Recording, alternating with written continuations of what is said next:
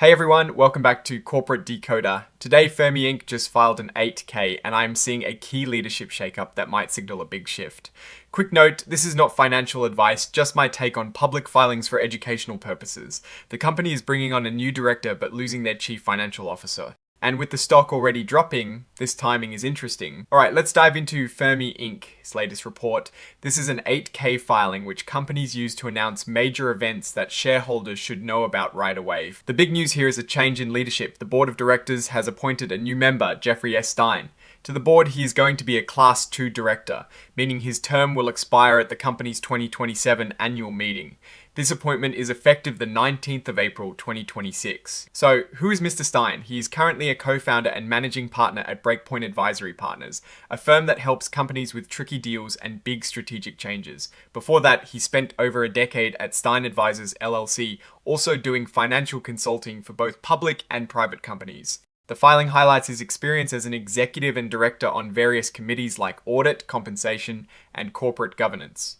He has also served as chairman of the board for Octave Specialty Group since 2015 and has a long list of past director roles at other companies including Sonova Energy International, Vertex Energy, and even Rite Aid Corporation. This suggests he brings a lot of experience in corporate governance and financial strategy. Interestingly, the board hasn't approved any specific compensation for Mr. Stein yet. They say if they do work out a deal, they'll file an update.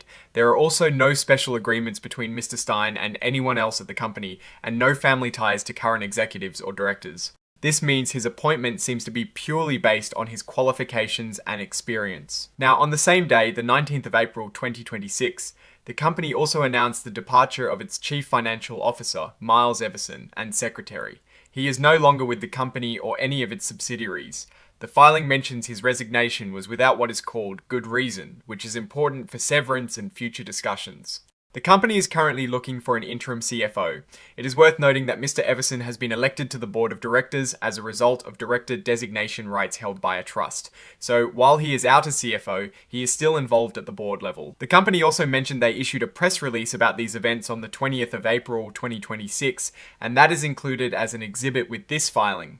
This is often done to get the information out to the public as quickly as possible. And finally, this section just lists the exhibits that come with this report, which includes that press release and some interactive data files. So what does this all mean for FRMI Inc.? We have a new director coming in with a strong background in corporate finance and strategy, which could be a positive for governance and future decision making. However, the simultaneous departure of the CFO is a significant event. Losing your top financial executive, especially without good reason, can sometimes raise questions about the company's financial health or internal dynamics. Looking at the research context, there has been recent news about the CEO exiting and the company planning a new headquarters. This CFO departure, coupled with these other changes, paints a picture of a company undergoing a pretty substantial internal transition.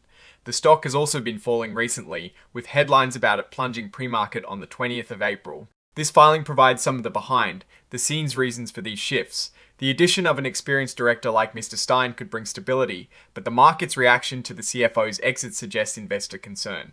This is a situation to watch closely. The company's direction seems to be shifting, and how they fill the CFO role will be critical. The risk I am watching is whether these leadership changes are a sign of underlying operational issues or a strategic rearrangement to navigate difficult market conditions.